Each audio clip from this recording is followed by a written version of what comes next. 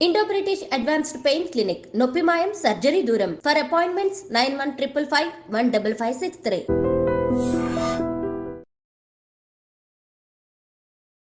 నమస్తే, welcome to iDream social spotlight with Kavitha.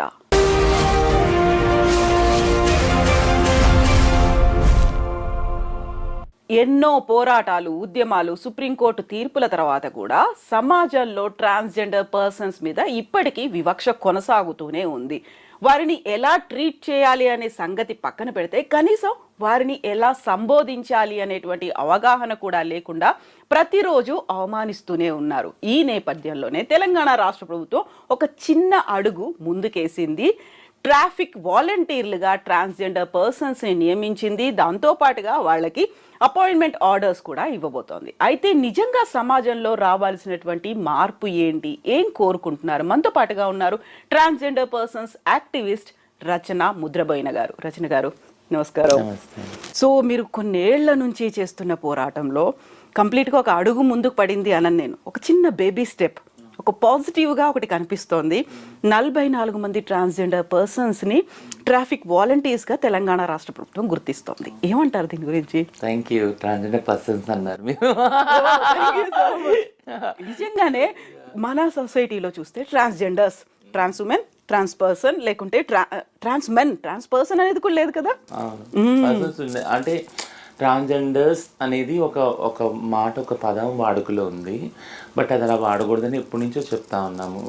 So అది transgender persons అని మీరు అన్నారు. This is like a big change with a small step అనమాట. So yeah, expectations అయితే సమానత్వం వైపే, అందరి ఎక్స్పెక్టేషన్స్ సమానత్వం వైపే. ఎల్జిబిటీ రైట్స్ గురించి మాట్లాడే ప్రతి ఒక్క యాక్టివిస్ట్ కూడా వాళ్ళ డిస్కషన్స్ అటే తీసుకొని వెళ్తారు. యాక్చువల్గా తెలంగాణ ఫామ్ అయినప్పుడే మనం చాలాసార్లు అనుకున్నాము, ఇది అందరికీ, అన్ని కమ్యూనిటీస్ కూడా సమన్యాయము, ఒక బంగారు తెలంగాణను మనం చేసుకుంటాము అని. సో బట్ కానీ మన స్టేట్ నుంచి మొదలైన ఏదైతే పోరాటం ఉందో ట్రాన్స్ మూమెంట్, అది నేషనల్ లెవెల్, ఇంటర్నేషనల్ లెవెల్లో కూడా చాలామందిని ఇన్ఫ్లుయెన్స్ చేసింది. చాలా policy level, legal level changes కూడా అది బేస్ అయ్యి ఉంది. బట్ కానీ మన స్టేట్లో మన కమ్యూనిటీకి, మన తెలంగాణ ట్రాన్స్ కమ్యూనిటీకి ఏదైతే ఉందో రావాల్సిన బెనిఫిట్స్ 10 years తర్వాత చూస్తున్నాం. యాక్చువల్లీ ఎందుకంటున్నానంటే, డే బిఫోర్ యెస్టర్డే నేను ఢిల్లీ వెళ్ళాను. 10 years ఆఫ్ అది నాల్సా జడ్జ్మెంట్ చేసుకున్నాం అనమాట. So Gauri Sawant, she's the petitioner for actually in the supreme court. ఇంకా వేరే వాళ్ళు, ఆనంద్ గ్రోవర్, వీళ్ళందరూ వచ్చారనమాట. థింగ్ ఏంటంటే, and we have a review. Actually అన్నీ మననం చేసుకున్నాం, ఏం చేసాము, నాల్సా వచ్చాక అసలు ఏం జరిగింది, చట్టం వచ్చింది 2019, ఇదంతా ఒకసారి రివ్యూ చేసుకున్నాం. యాక్చువల్గా అన్ని స్టేట్స్ నుంచి కూడా. యా, ముఖ్యమైన మార్పు ఏంటి అంటే, ఒకటైతే లీగల్ బ్యాటిల్స్ అందరం చేస్తున్నాము, దాన్ని ఇంప్లిమెంటేషన్ చేయడానికి నిరంతర ప్రక్రియ.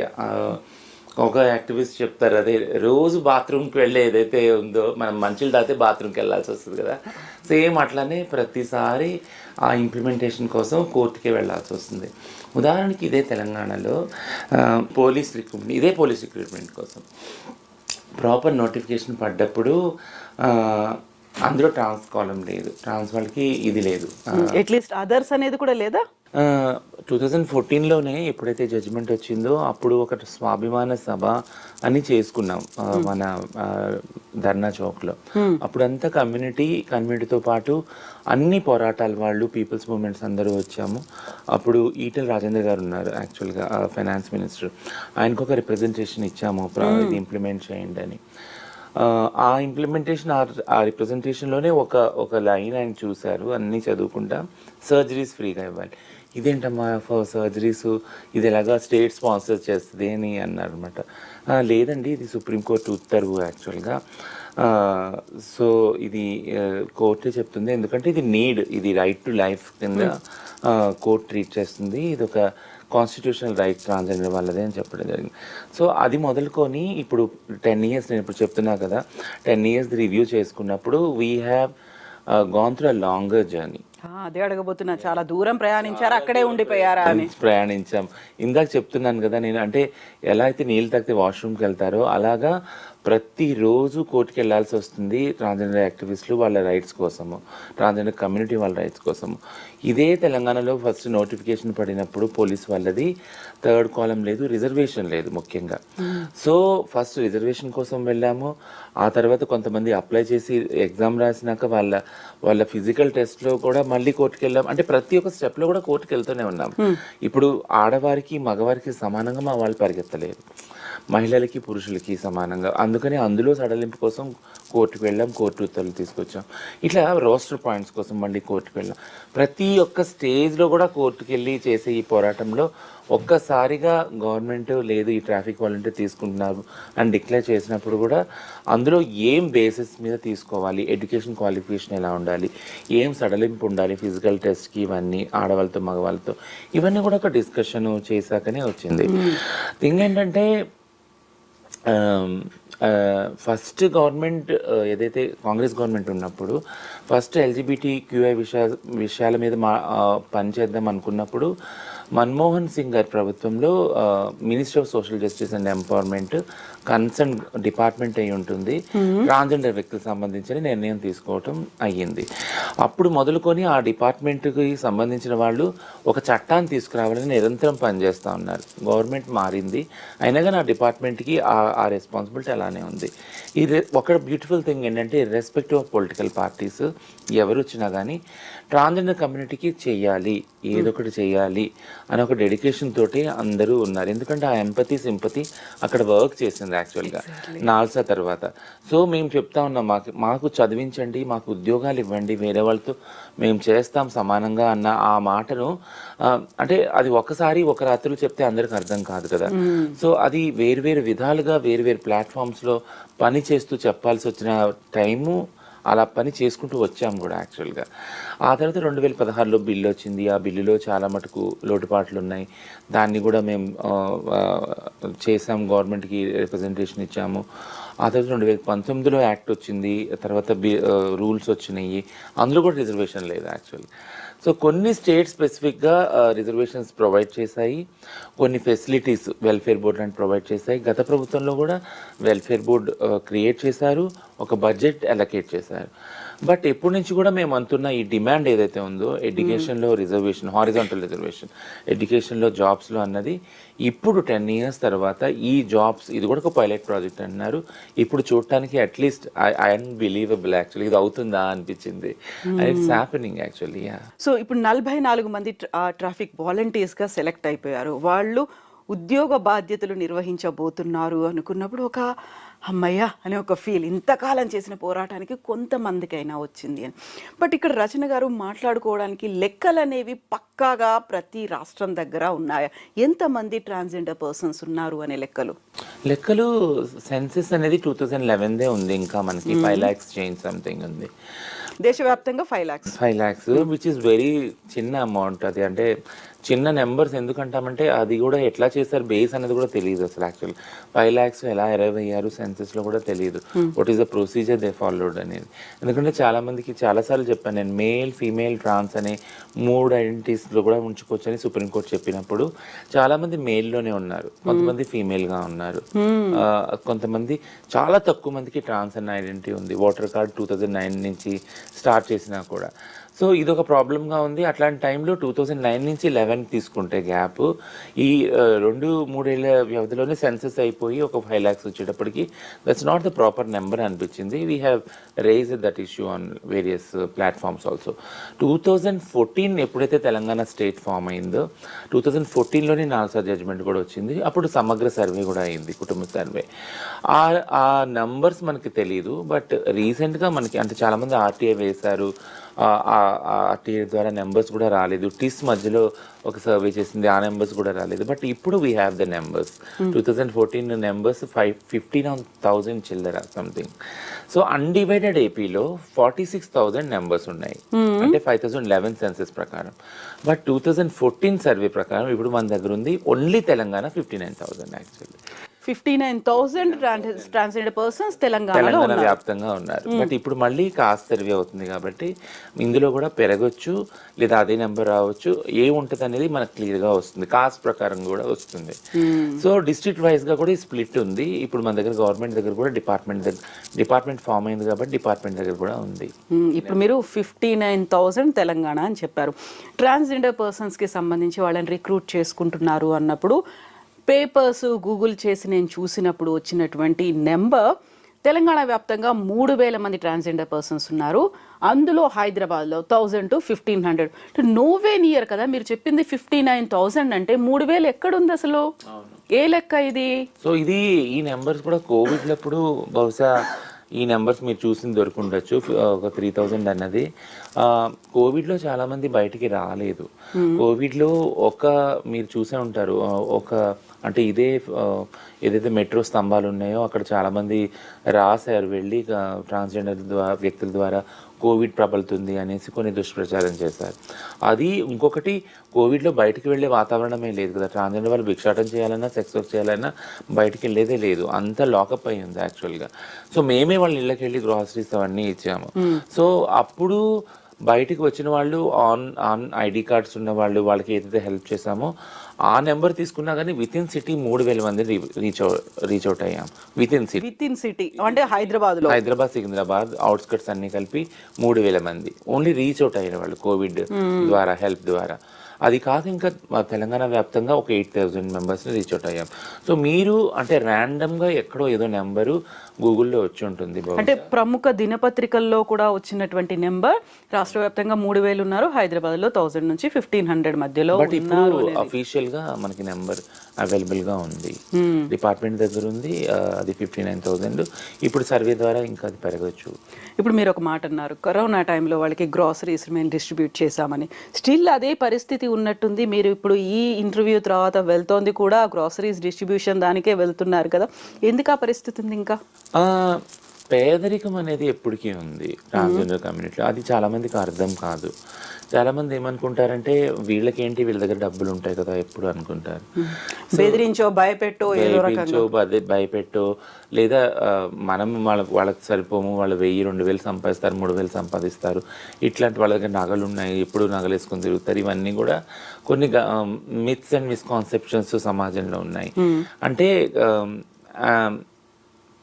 మనము అంటే సంపదని, సంపన్నత్వాన్ని, అంటే రిచ్ అండ్ పూర్ అనే దాన్ని ఎలా డిఫైన్ చేస్తాం, సమాజంలో ఎలా చూస్తాం అనేది దృక్కోణం కూడా మనం ఒకసారి పునఃపరిశీలించాలి. ఎందుకంటే సంస్థాగతంగా ఒక కులంలో పుట్టిన వాళ్ళు కొన్ని బెనిఫిట్స్ ఆటోమేటిక్గా వచ్చేస్తాయి ఆ కులంలో పుట్టడం వల్ల కదా. మన సమాజమే కులం బేసిస్ మీద డివైడ్ అయ్యి ఉంది. సో వాళ్ళకి ఆటోమేటిక్గా ఎడ్యుకేషన్ మంచి క్వాలిటీ వచ్చినప్పుడు మంచి జాబ్స్ కూడా వస్తాయి.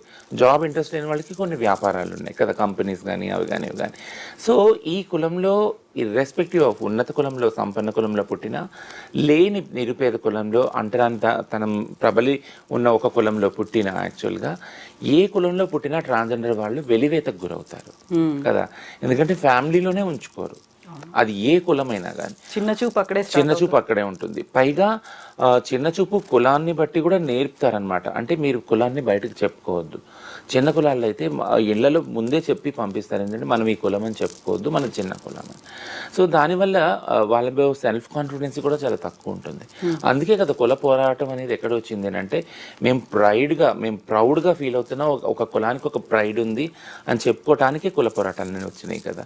సో సేమ్ విధంగా ఎల్జిబిటిక్యూ మూమెంట్లో కూడా మీరు ట్రాన్స్జెండర్ అయితే, లెస్బియన్ అయితే, గే అయితే, బైసెక్షువల్ అయితే మీరు ప్రైడ్ని కోల్పోవద్దు. మీరు ప్రైడ్గా ప్రౌడ్గా చెప్పుకోండి మీరు ఆ సెక్షువాలిటీ ఆ జెండర్కి చెందిన వాళ్ళు అనేది వచ్చింది. సో ఏం చెప్పడానికి ట్రై చేస్తున్నాను అంటే కులం ప్రకారంగా సమాజం డివైడ్ ఉన్నప్పుడు అదే ప్రకారంగా ధనికులు పేదలు అనే కూడా వాళ్ళు కూడా డిసైడ్ అయి ఉన్నారు. సో ఇర్రెస్పెక్టివ్ ఆఫ్ ధనికులు పేదలు ట్రాన్స్జెండర్ వాళ్ళు అనేవాళ్ళు వెలివేయబడ్డారు సమాజంలో. సో కాబట్టి మాకు ఫెసిలిటీస్ ఏవీ లేవు, చదువుకోవడానికి ఫెసిలిటీ లేవు, జాబ్ చేయడానికి ఫెసిలిటీ లేవు, వ్యాపారం చేయడానికి కూడా ఫెసిలిటీస్ లేవు. అట్లాంటప్పుడు పేదరికం అనేది ఎప్పుడు పేదరికంతో సావాసం చేయడమే మా కమ్యూనిటీకి ఆప్షన్ అయ్యింది, మిగిలిన ఆప్షన్ అయ్యి ఉంది అనమాట.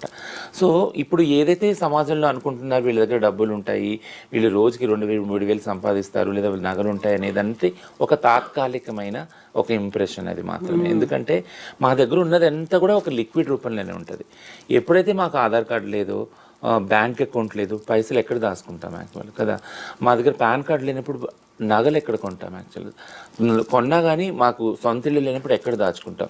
ఈజీగా ఒకవేళ ఒక వ్యక్తి ఇంట్లో దొంగలు పడ్డారంటే కథం, తన జీవితాంతం సంపాదించిన డబ్బులన్నీ వెళ్ళిపోతాయి యాక్చువల్గా దొంగతనంతో. మళ్ళీ రోడ్డు మీదకి వచ్చి అలాగే భిక్షాటం చేసుకొని సెక్స్ వర్క్ చేసుకొని వాళ్ళు అమ్ముకొని బ్రతకాలి.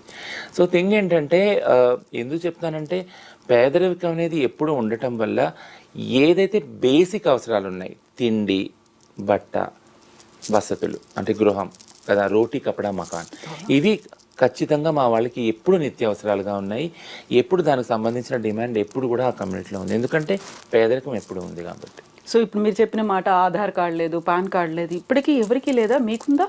చాలా తక్కువ మంది, నాకైతే ఉంది బట్ చాలా తక్కువ మందికి. ఎందుకంటే వాళ్ళు పుట్టింది ఒక జెండర్లో, ఒక సెక్స్లో ఉంటుంది వాళ్ళ ఆధార్ కార్డు. దాన్ని మార్చుకోవాలి ట్రాన్సిషన్ అయ్యాక, ట్రాన్స్ అని బయటకు వచ్చాక. సో దాన్ని మార్చడానికి మళ్ళీ సపరేట్ ప్రొసీజర్స్ ఉన్నాయి యాక్చువల్లీ. సో అవన్నీ ప్రొసీజర్స్ ఇప్పుడు ట్రాన్స్జెండర్ ఐడి కార్డు కూడా ప్లేస్లోకి వచ్చింది. ఒక్కొక్క ఐడి కార్డు మనం అప్లై చేశాక నెల, 2 నెలలు, కొంతమంది సంవత్సరం కూడా పడుతుంది అది. సో ఇవన్నీ ఐడి కార్డు లేకపోవడం వల్ల ఏది కూడా బ్యాంక్ అకౌంట్ కానీ, ఇటు ఎడ్యుకేషన్, జాబ్ పర్పస్ కానీ వెళ్ళాలన్నా కూడా చాలా ఇబ్బందులు అవుతుంది. ఇప్పుడు రచన గారు, తెలంగాణ రాష్ట్ర ప్రభుత్వం వాలంటీర్స్గా తీసుకుంటున్నాము అంటే 58 మంది అప్లై చేసుకుంటే అందులో 44 మంది సెలెక్ట్ అయ్యారు. వాళ్ళకి 10th క్లాస్ సర్టిఫికేట్ బేస్ చేసుకొని. సో అందులో కూడా వ్యాలిడ్ ఆ సర్టిఫికేట్ని కూడా ట్రాన్స్జెండర్ పర్సన్ అన్నట్టుగానే ఉందా, లేకుంటే వాళ్ళు మేలా ఫీమేలా, అంతకుముందు ఏముంది ఆ 10th క్లాస్లో చదివినప్పుడు ఆ జెండర్ని బేస్ చేసి తీసుకున్నారా? అది ఆ డిస్కషన్ అయినప్పుడు కూడా ఎవరిది కూడా మాక్సిమం ఉండదు యాక్చువల్గా. అంటే ట్రాన్స్జెండర్ వాళ్ళని అంటే ట్రాన్స్జెండర్ పుట్టుకతో ఉండరు కదా యాక్చువల్, మేల్ ఫీమేల్లోనే సెక్స్లో పుడతారు వాళ్ళు. కాబట్టి వాళ్ళ బర్త్ సర్టిఫికేట్స్ ఆ సెక్స్లోనే ఉంటుంది. వాళ్ళు చదువు అంతా పూర్తి చేసుకొని అప్పుడు బయటకు వచ్చి నేను ట్రాన్స్జెండర్ అని చెప్పుకోవడానికి ఒక ధైర్యం వచ్చినప్పుడు చెప్తారు వాళ్ళ. మా తరం అట్లీస్ట్ ఇప్పుడు తరాలంటే ఇంట్లోనే తల్లిదండ్రులు యాక్సెప్ట్ చేస్తున్నారు, వాళ్ళు అక్కడే ట్రాన్స్జెండర్ సర్టిఫికేట్ అంతా ప్రొడ్యూస్ చేసుకుంటున్నారు. వాళ్ళ ఎడ్యుకేషన్ అకాడమిక్ అంతా కూడా అలానే ట్రాన్స్జెండర్ అనే ఉంటుంది. కాబట్టి ఇప్పుడు అంటలేదు ఒక తరం. ఇప్పుడు ఏదైతే ఈ పోలీస్ పోస్టుల కోసం అప్లై చేశారో వాళ్ళది అట్లీస్ట్ వాళ్ళ జెండర్ కానీ సెక్స్ కానీ మేల్ ఫీమేల్ అనే ఉండుంటుంది almost. So 10th certificate almost ఆ బైనరీలోనే ఉండుంటుంది మేల్ ఫీమేల్లో. సో దానికి ఖచ్చితంగా గవర్నమెంట్గా ఓరియంటేషన్ ఇచ్చాము, అందులోనే ఉంటుందని చెప్పాము, వాళ్ళు ఒప్పుకున్నారు కూడా. ఇది కాక ప్లస్ ఇంకోటి ఏంటంటే ఖచ్చితంగా ఈ జాబ్స్ అనేవి తెలంగాణలో పుట్టిన ట్రాన్స్జెండర్ వ్యక్తులకే అమలు కావాలి అనేసి ఎవరైతే సెక్రటరీ ఉన్నారు, లోకల్ వాళ్ళు, ఇక్కడ పుట్టిన వాళ్ళకి, ఇక్కడ 10th కంప్లీట్ చేసిన వాళ్ళకి అని స్ట్రిక్ట్గా, ఇది presidential order actual 2018 presidential order ఒకటి ఉంది. ఏ బేసిస్ మీద తెలంగాణ వాళ్ళకి జాబ్స్ కానీ లేకుంటే రిజర్వేషన్స్ కానీ ఇవన్నీ అప్లై చేయాలనేసి ఆ ప్రెసిడెన్షియల్ ఆర్డర్ని బేస్ చేసుకొని 10th ఇక్కడ తెలంగాణలో కంప్లీట్ చేసిన వాళ్ళకి ఎవరైతే ఉన్నారో వాళ్ళకి మాత్రమే ఈ జాబ్లో కన్సిడర్ చేయడం జరిగింది. సో ట్రాన్స్జెండర్ వ్యక్తులు కూడా అదే బేసిస్, మేల్ ఫీమేల్ కూడా అదే బేసిస్ తీసుకోవడం జరిగింది. సో ఇప్పుడు 44 మంది సెలెక్ట్ అయ్యారు. వాళ్ళని మనం ట్రాఫిక్ వాలంటీర్స్గా చూడబోతున్నాం. ఒక గౌరవప్రదమైనటువంటి వాళ్ళకంటూ సపరేట్గా యూనిఫామ్ ఉంటుంది, వాళ్ళకంటూ స్టైఫండ్ ఇస్తారు, వాళ్ళకంటూ ఒక జీవనాధారం అయితే కొంత మేరకైతే లభిస్తోంది.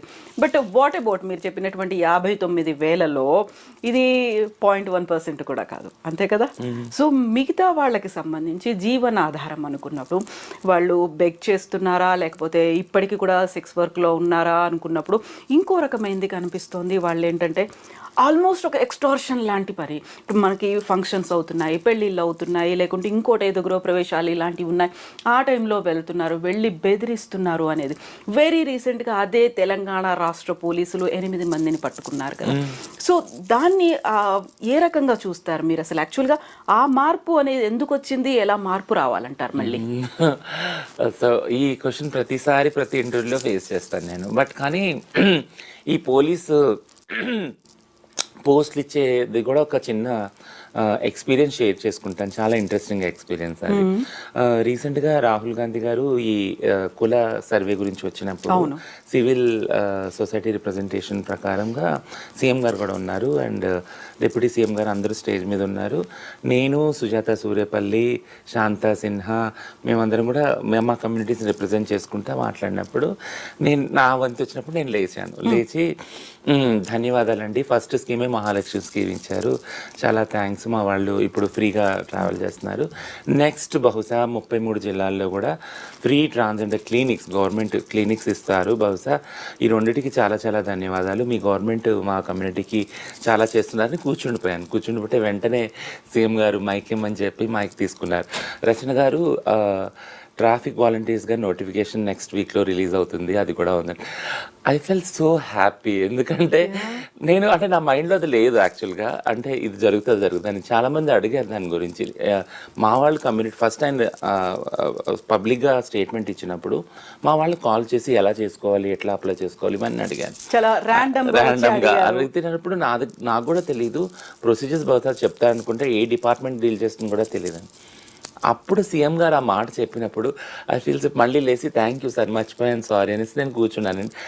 And I feel happy because the dedication ఏదైతే ఉందో ఆయనకి ఈ ట్రాన్స్ ఇష్యూస్ మీద, ఎందుకంటే పాలిటిక్స్లో కూడా గవర్నమెంట్స్లో కూడా చాలామంది LGBTQI రైట్స్ని ఎవరైతే ప్రోగా ఉన్నారు, సపోర్ట్ చేస్తున్నారు ఈ కమ్యూనిటీస్ని, వాళ్ళు చాలా వివక్షతను ఎదుర్కొంటున్నారు. ఎందుకంటే మా సొంత ఇళ్లలో మా తల్లిదండ్రులు, అన్నదమ్ముళ్ళు, అక్క చెల్లెళ్ళే మమ్మల్ని పెట్టుకోవట్లేదు కదా, వాళ్ళే వివక్షత ఎదుర్కొని మమ్మల్ని ఫ్యామిలీ నుంచి బయటకు ఇంటేసినప్పుడు ఒక సీఎం పొజిషన్లో ఉన్న వ్యక్తి ఆ డిక్లరేషన్ చేసినప్పుడు ఐ ఫెల్ట్ సో హ్యాపీ. అంటే ఈయనకి ఎంత డెడికేషన్ ఉంది మా కమ్యూనిటీకి సంబంధించి అనేది. అది అక్కడ ఇదంతా ఎందుకు చెప్తున్నాను అంటే, మీరు ఇప్పుడు అన్నారు మా ట్రాఫిక్ వాలంటీర్స్గా ట్రాన్స్జెండర్ కమ్యూనిటీ వాళ్ళు అదే ట్రాఫిక్ సిగ్నల్స్లో ఎక్కడైతే అడుక్కున్నారు, మీకు కనపడుతుంది మా వాళ్ళు ఓన్లీ ట్రాఫిక్ సిగ్నల్స్లో పోలీసులుగా జాబ్ చేస్తారనేది, but I'm seeing beyond that, దాన్ని మించి నేను చూస్తున్నాను. యాక్చువల్గా మీరు అన్నట్టు ఎక్కడైతే అడుక్కుంటున్నారో అక్కడ పోలీస్ జాబే చేయటం లేదు.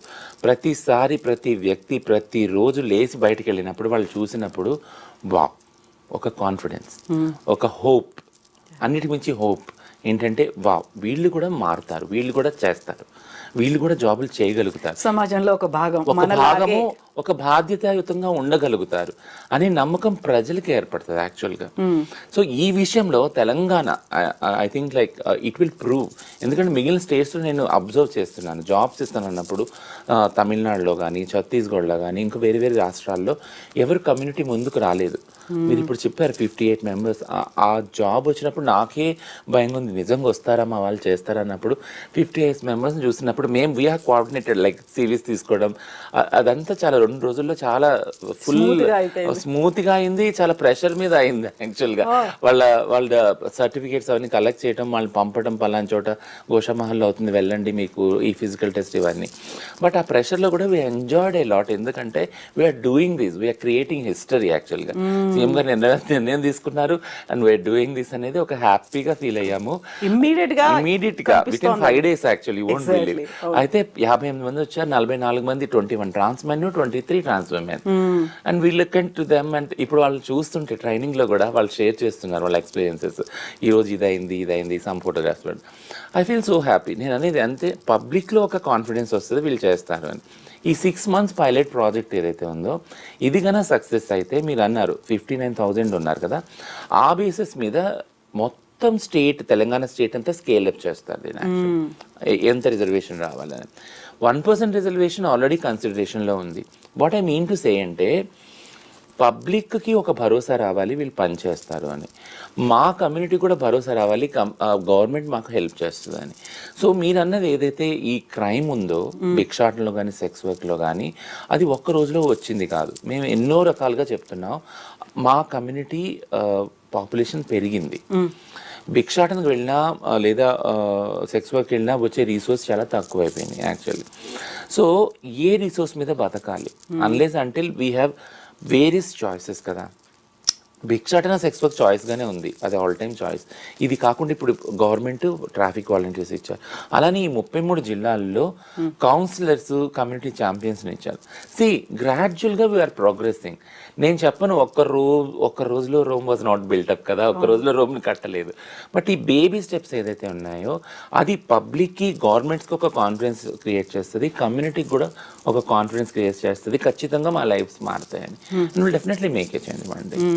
కరెక్ట్గా. ఇప్పుడు మీకు ఒక డబ్బులు ఇస్తే ఒక సెంటిమెంట్ పరంగా మీ ఆశీర్వాదాలు తీసుకోవచ్చు, అది బాగుంటుంది అని నమ్మేవాళ్ళు ఎంతలా అయితే ఉన్నారో, సేమ్ నేను ఇంతకుముందు చెప్పినట్టుగా ఎక్స్ప్లాయిట్ అవ్వడం కావచ్చు, ఎక్స్టార్షన్ లాంటిది మారడం కావచ్చు, ఫంక్షన్స్కి బలవంతంగా వచ్చి మీరు ఇస్తారా ఇవ్వరా, లేకపోతే మేము ఇలా హంగామా చేస్తాం, లేకుంటే ఈ పని చేస్తాం, ఇంత నానా రభస చేస్తాము అని, ఇవన్నీ కంప్లైంట్స్ కూడా ఈ మధ్యకాలంలో విపరీతంగా అయ్యాయి.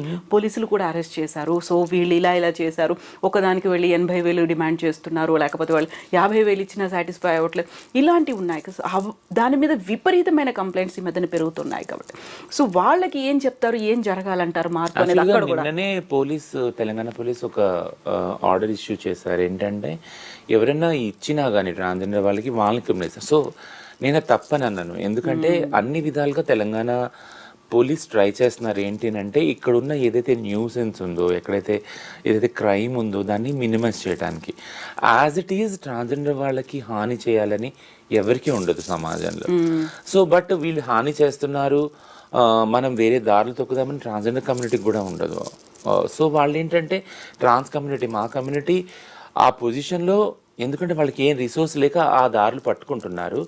బట్ అలా అని చాలా రూడ్గా, క్రూయల్గా కూడా పోలీసు వాళ్ళు లేరు. వాళ్ళు కూడా ఒక మధ్యస్థ దారిని ఎంచుకోవడానికి ట్రై చేస్తున్నారు. ఇదంతా ఒక ప్రాసెసే కదా, ఇదంతా అందరికీ లెర్నింగ్, ఇటు గవర్నమెంట్స్కి లెర్నింగే, ఇటు కమ్యూనిటీకి కూడా లెర్నింగే. సో క్రైమ్ పెరిగే కొద్దీ నిన్న చెప్పిన ఆర్డర్ ప్రకారం ఏంటంటే ఎవరైనా ఇచ్చినా కానీ వాళ్ళని క్రిమినలైజ్ చేస్తాం, మీరు ఇవ్వద్దు భిక్ష, లైబుల్ అవుతారు అనేసి. సో ఏంటంటే ఇవన్నీ పద్ధతులు గవర్నమెంట్ అనుసరిస్తుంది. అక్కడ క్రైమ్ని తగ్గించడం వాళ్ళ బాధ్యత కాబట్టి అది అనుసరిస్తుంది.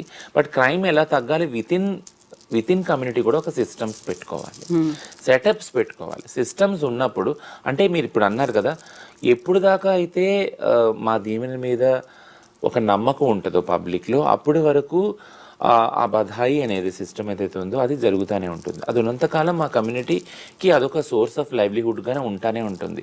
అది తప్పని నేను అన్నాను, అలా అవ్వదు, దాన్ని మార్చాలి అని నేను పూర్తిగా సమూలంగా దాన్ని జరిగే క్రైమ్ ఏదైతే ఉందో ఆ క్రైమ్ జరగకుండా ఒక సిస్టమ్ ఏమి ఏర్పరచుకున్నారు. ఉదాహరణ నేను ఇంతకుముందు ఇంటర్వ్యూస్లో కూడా చెప్పాను, సెక్స్ వర్క్ జరిగేటప్పుడు ఈ క్రైమ్ చాలా ఉంది. క్లయింట్స్తో కానీ, పోలీస్తో కానీ, రౌడీస్తో, గుండాస్తో వాళ్ళు ఒక సిస్టమ్ పెట్టుకున్నారు, సెల్ఫ్ రెగ్యులేటరీ బోర్డ్ అని. అది పెట్టుకున్నప్పుడు మినిమైజ్ అయ్యింది. అది ఆ సెల్ఫ్ రెగ్యులేటరీ బోర్డు ద్వారా క్రైమ్ మినిమైజ్ అవ్వటమే కాకుండా వాళ్ళ హెల్త్ గురించి కూడా ప్రత్యేకమైన శ్రద్ధ తీసుకునే అవకాశం ఏర్పడింది యాక్చువల్గా. సో అలాంటి ఒక సిస్టమ్ కమ్యూనిటీ ఏర్పరచుకోవాలి, అనుసంధానంగా గవర్నమెంట్కి అనుసంధానంగా సపోర్టివ్గా ఉండాలి. అప్పుడు అన్నీ కూడా పీస్ఫుల్గా నడుస్తాయి. ఇప్పుడు మీరు ఒక మాట చెప్పారు, 33 జిల్లాల్లో హెల్త్ క్లినిక్లు అనేది, అది ఎక్కడ దాకా వచ్చింది? అది వచ్చింది యాక్చువల్గా, సెటప్ అయిపోయినాయి. And we're giving a proper implementation plan to the government. అంటే మనం క్లినిక్లు స్టార్ట్ చేసినంత కాదు కదా గవర్నమెంట్ హాస్పిటల్లో, అందరూ వెళ్ళాలి కూడా, ఆ సర్వీసెస్ తీసుకోవాలి కూడా. ప్రస్తుతానికి వీక్లీ వన్సే ఉంది క్లినిక్. ఏమేమి ఉన్నాయి అందులో అన్ని, అంటే ఆ గవర్నమెంట్ హాస్పిటల్లో డిస్ట్రిక్ట్ లెవెల్లో ఏరియా హాస్పిటల్ కానీ మెడికల్ కాలేజ్లో కానీ సెటప్ చేశారు. అక్కడ ఏ సర్వీసులు ఉన్నాయో అన్నీ అవైలబుల్ ఉంటాయి. మీ డిమాండ్ అనేది ఫ్రీ సర్జరీ అనేది ఉంది, అది ఇంక్లూడ్, అది ఓన్లీ వన్ ఉస్మానియాలో మాత్రమే ఇచ్చారు. Because of the supreme court instructions ఒక గవర్నమెంట్ హాస్పిటల్ ఇవ్వాలి కాబట్టి ఉస్మానియాకి మాత్రమే అది ఇచ్చారనమాట. అది కూడా ఇప్పుడు వచ్చి సర్జరీస్ ఇంకా స్టార్ట్ కాలేదు. 59 సర్జరీస్ ఆల్రెడీ అటాచ్ చేశారు ఆరోగ్యశ్రీకి. బట్ ఎవరికి రేషన్ కార్డ్స్ లేకపోవడం వల్ల అది ఆగిపోయినాయి, ఆల్ స్టాల్ అయినాయి. థింగ్ ఏంటంటే ట్రాన్స్ హెల్త్ క్లినిక్స్ అనగానే అందరి మైండ్లో వచ్చేది ఏంటంటే, అంటే వీళ్ళు ఈ రోజు నుంచి ఇంకా సర్జరీస్ చేసేసుకుంటారా, వీళ్ళందరూ ఇలా మారిపోతారా అనే ఒక భయం కూడా అందరిలో ఉంది, పబ్లిక్లో కూడా ఉంది. But I want to clear that ఏంటంటే క్లినిక్స్ అనేవి సర్జరీస్ కాదు, క్లినిక్స్ అనేవి హెల్త్కు సంబంధించినవి. ట్రాన్స్జెండర్ వారికి సర్జరీసే నీడ్గా లేవు, సర్జరీస్ కావాలి. బట్ ప్లస్ ఇతర ఆరోగ్య అవసరాలు కూడా ఉన్నాయి. ఎవరికైనా థైరాయిడ్ ప్రాబ్లం ఉండొచ్చు, డయాబెటిక్ ఉండొచ్చు, క్యాన్సర్ ఉండొచ్చు కదా, గాల్ బ్లాడర్ ఇష్యూస్, కిడ్నీలో స్టోన్స్, ఇవన్నీ ఇష్యూస్ ఉన్నాయి కదా. వీటిలన్నిటి కూడా ఎప్పుడు కూడా గవర్నమెంట్ హాస్పిటల్కి వెళ్ళరు ఎవరు కూడా ట్రాన్స్జెండర్ వాళ్ళు. ఇప్పుడు నేను లింక్ చేస్తాను చూడండి. ఇప్పుడు మీరు అంటున్నారు ఎక్స్టార్షన్ క్రైమ్, ఏదైతే అడుక్కోవటానికి వెళ్ళినప్పుడు సెక్స్ వర్క్లో ఉన్నప్పుడు అది ఎక్కువ మనీ కోసమే కదా అది చేసేది. వాళ్ళు ఎక్కువ మనీ ఎందుకు ట్రాన్స్జెండర్ వాళ్ళకి వాళ్ళ హెల్త్కి సంబంధించి వాళ్ళ ఫ్యూచర్ సంబంధించి ఒక ఎష్యూరెన్స్ లేదు. కాబట్టి వాళ్ళు ఒకవేళ ఇప్పుడు ఆరోగ్య సమస్య వచ్చింది, కిడ్నీ స్టోన్స్, ఒక ప్రైవేట్ హాస్పిటల్కి వెళ్తే మినిమం 3 lakhs అయిపోతుంది. వాళ్ళకి ఆరోగ్యశ్రీనే లేదు కదా, అప్పుడు ఆ పైసలు ఎక్కడి నుంచి తీసుకొస్తారు? రీఎంబర్స్ అవ్వదు కదా, వాళ్ళ సేవింగ్స్ నుంచే వెళ్ళిపోతాయి వాళ్ళకి. అట్లా యూ వోంట్ బిలీవ్, రీసెంట్గా కొన్ని క్యాన్సర్ కేసెస్ పెరిగినాయి ట్రాన్స్ కమ్యూనిటీలో. పెరిగినప్పుడు minimum 15 lakhs. It's like oral cancer కానీ ఏదైనా మామూలు వాళ్ళకి వచ్చే ఆ క్యాన్సర్స్ అన్నీ వాళ్ళకు కూడా వస్తున్నాయి. ఆ క్యాన్సర్స్ పెరిగినప్పుడు మినిమం ఒక 15 lakhs నుంచి 30 lakhs వెళ్ళిపోతున్నాయి ప్రైవేట్ హాస్పిటల్స్కి వెళ్ళినప్పుడు. అట్ ది ఎండ్ అది కీమోథెరపీ కూడా వాళ్ళకి కాకపోయినా ఇంకా అప్పుడు మనకున్న ఒకటే క్యాన్సర్ ఇన్స్టిట్యూట్ హాస్పిటల్ ఉంది, మినిమైజ్ బేసిక్గా ఫ్రీగా ఇచ్చేది, అక్కడికి వెళ్తున్నారు. అది కూడా చాలా అడ్వాన్స్ స్టేజ్లో వెళ్తున్నారు. ఇంకేంటంటే అందరం ఆలోచించవలసింది ఆడవాళ్ళకి మగవాళ్ళకి ఎలా హెల్త్ ఫెసిలిటీస్ కావాలో ట్రాన్స్జెండర్ వాళ్ళకి కూడా హెల్త్ ఫెసిలిటీస్, హెల్త్ నీడ్స్ ఉన్నాయి, హెల్త్ ఫెసిలిటీస్ కావాలి, గవర్నమెంట్ సెటప్లో కావాలి. వాళ్ళకు ఒక నమ్మకం కలుగుతుంది, ఈ గవర్నమెంట్ హాస్పిటల్కి వెళ్తే నాకు జలుబు వచ్చినా జ్వరం వచ్చినా వేరే వాళ్ళకి సమానంగా నన్ను చూస్తారు అని. ఆ కాన్ఫిడెన్స్ అనేది వాళ్ళ దగ్గర నుంచి రావాలి. అండ్ అదే కాన్ఫిడెన్స్ ఇటు సొసైటీ, గవర్నమెంట్ కూడా ఇవ్వాలి. And at the same time మీరు చెప్పినట్టుగా 44 మందితో ఒక పైలట్ ప్రాజెక్ట్ అనేది స్టార్ట్ అయింది. ఆ 44 మంది మీదే, ఆ భుజాల మీదే ఇంత రెస్పాన్సిబిలిటీ ఉంది. మనం దీన్ని సక్సెస్ చేస్తే ఈ 6 నెలల పాటు మన మీద ఒక రిమార్క్ లేకుండా we're no less than any other person అనేది కనుక వీళ్ళు ప్రూవ్ చేసుకోగలిగితేనే 33 జిల్లాల్లో కూడా అలాంటి ఫెసిలిటీ రాబోతోంది. సో వాళ్ళతో మాట్లాడినప్పుడు ఏం కాన్ఫిడెన్స్ కావచ్చు, వాళ్ళతో ఏమనిపించింది, ఆ బూస్టప్ అనేది ఎలా అనిపించింది? దిస్ ఈజ్ వెరీ టఫ్ అండి. ఎందుకంటే నేను ప్రాపర్ జాబ్లో నేను ఐ థింక్ 4th year ఇది నన్ను నేను పెట్టుకొని రెస్పాన్సిబుల్గా జాబ్ రెస్పాన్సిబిలిటీస్ డీల్ చేస్తున్నప్పుడు I can feel that actually. అంటే నాకు కొంత ప్రివిలేజ్ ఉంది, నేను ఎడ్యుకేటెడ్, ఆ వెసులుబాటు ఉంది కాబట్టి నా ఎడ్యుకేషన్ తగ్గట్టు నా ఎక్స్పీరియన్స్ అంతా చూసి నాకు జాబ్ వచ్చింది. And I'm privilege to do that. But అలా అని ట్రాన్స్జెండర్ వ్యక్తి పని చేయవలసిన అవసరం లేదు అనేది కాదు కదా. నేను పొద్దున్న లెగవలసి వస్తుంది, నేను వంట చేసుకోవాలి, నేను డబ్బా పెట్టుకోవాలి, టైంకి వెళ్ళాలి, అటెండెన్స్ పడుతుంది, ఇవన్నీ ఉంటాయి కదా. బట్ టు బీ ఫ్రాంక్, నేను యాక్టివిస్ట్ అవ్వటం వల్ల నాకు 2 రెస్పాన్సిబిలిటీస్ ఉన్నాయి. I never want to get rid of activism. ఎందుకంటే నేను కమ్యూనిటీకి కొన్ని ప్రామిసెస్ చేసుకున్నాను, నాకు I should get some benefits అని. చాలా మంది మీ వైపు చూస్తూ ఉంటారు కూడా. Yeah and they will look in to me like. So ఈ మధ్యలో ఎంతో ఎమోషనల్గా డ్రౌనింగ్ అయినప్పుడు, సర్జరీస్ ద్వారా హార్మోన్స్ ఇంబ్యాలెన్స్ అయినప్పుడు అవి look in to the community. And వాళ్ళు వెంటనే ఒక అలారం, ఒక రెడ్ ఫ్లాగ్ చెప్తారు అన్నమాట, why you are like seeing so sad అని అన్నప్పుడు ఐ షుడెంట్ లైక్ ఆ ఎక్స్పెక్టేషన్స్ కానివన్నా, అంటే ఎక్స్పెక్టేషన్స్ కోసం నేను బతుకుతున్నాను అని కాదు, but at least there is some hope కదా. నాకు వాళ్ళ మీద హోప్ ఉంది, వాళ్ళకి నా మీద వాయిస్ అనేది మీరు రైజ్ చేయగలుగుతున్నాను. ప్లస్ ఆ ఫెసిలిటీస్ అనేవి తేవాలి అనేది ఒక తపన ఉంది. ఇది ఎందుకు చెప్తున్నానంటే నేను వాళ్ళ పొజిషన్లో పెట్టుకున్నప్పుడు నాకున్న ప్రివిలేజెస్తో I have able to navigate అనమాట. అంటే నేను నేను నాకున్న ప్రివిలేజెస్ ద్వారా మంచి జాబ్ సంపాదించుకొని దాని ద్వారా కమ్యూనిటీకి చేయగలుగుతున్నాను, ఆ టైంని అలా ప్లాన్ చేసుకోగలుగుతున్నాను. బట్ అలా అని నేను ట్రాన్స్ అవ్వటం వల్ల నా మొహం చూసి జీతం ఇవ్వట్లేదు, అక్కడ కష్టపడితేనే రిపోర్టింగ్ అన్నీ చేస్తేనే ఇస్తున్నారు యాక్చువల్గా.